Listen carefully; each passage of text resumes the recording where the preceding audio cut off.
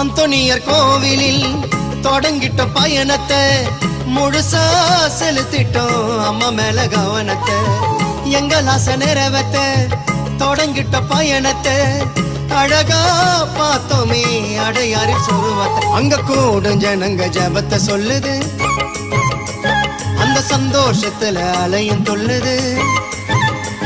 அந்த நீல கடலில் நீந்தி செல்லும் மீனும் கூட உயர்த்தி சொல்லுது, மரியே நீ வாழ்க வென்றது.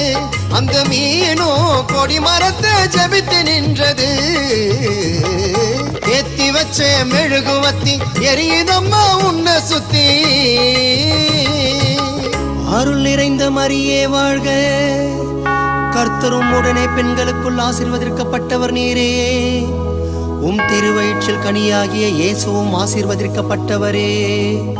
ஆமென்.